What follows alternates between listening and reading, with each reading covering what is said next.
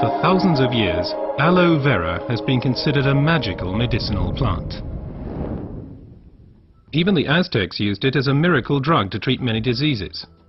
Traditional medicine appreciates its detoxification, purging, acid neutralization and fat reduction. According to modern research, it has a positive effect on blood sugar levels and blood lipid concentration, including cholesterol levels. But aloe vera is not always aloe vera. Real aloe vera, the Aloe barbadensis, is a desert lily and is cultivated in arid regions, primarily in Central and South America. The effects of aloe vera are strongly dependent upon how it is processed, and the differences already begin with how it is harvested. In order to avoid damaging the plant, the leaves should ideally be cut by hand. As the outer skin of the leaf contains poisonous aloin, a substance that protects the plant from animals and has a laxative effect on humans, the skin must be carefully separated from the inner leaf gel. This leaf gel is the most valuable part of the aloe vera plant. The gel has been proven to contain over 150 vital substances, such as vitamins, enzymes, polysaccharides and trace elements.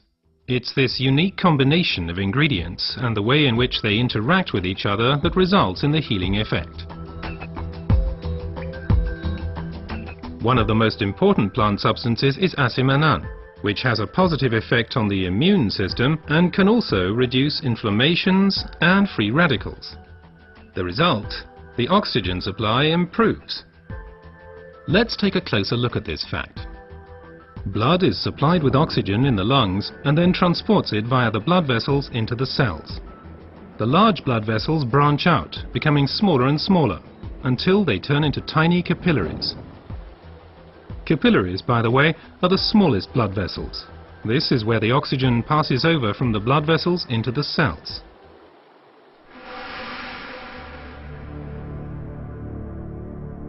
Poor eating habits, environmental pollution, stress and increased physical effort weaken our immune system. Free radicals have an easier time of things and can cause microinflammations throughout the body. These inflammations can damage blood vessels and result in a thickening of the fine capillary walls.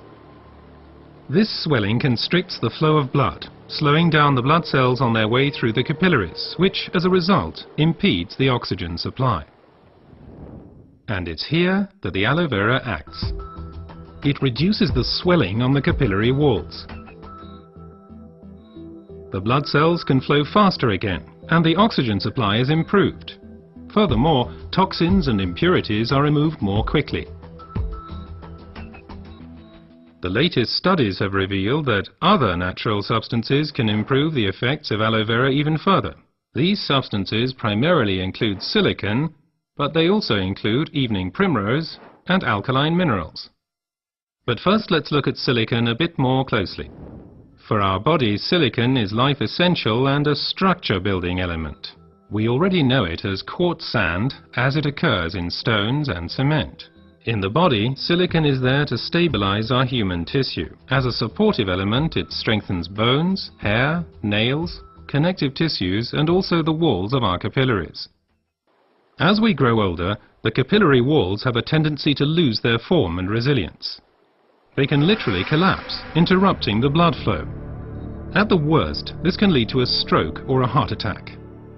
Silicon strengthens and supports the capillary walls, thereby keeping the bloodstream open.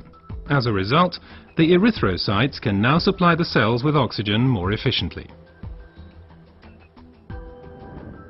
Silicon in its original form as quartz sand cannot be absorbed at all by the human body. Alternatives can, however, be found in nature.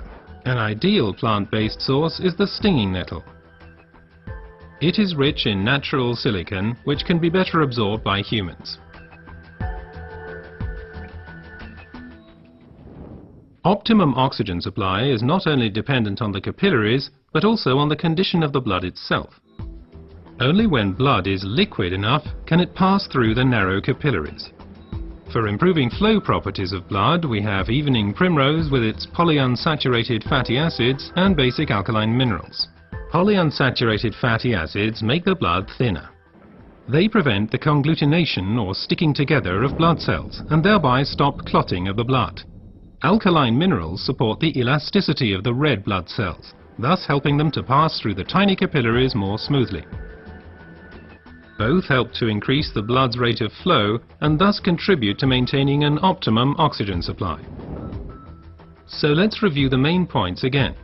The supply of oxygen to our cells is a vital prerequisite for our overall health and also helps to safeguard us against serious illnesses. Aloe vera, with its decongestant effect, improves the oxygen supply. Silicon strengthens the vessel walls and keeps the bloodstream open. Reinforcement comes from evening primrose and basic alkaline minerals. What traditional medicine has known for a long time has now also been confirmed by modern research.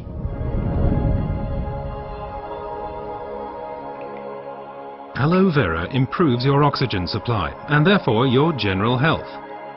Because oxygen means life. Place your trust in Aloe vera.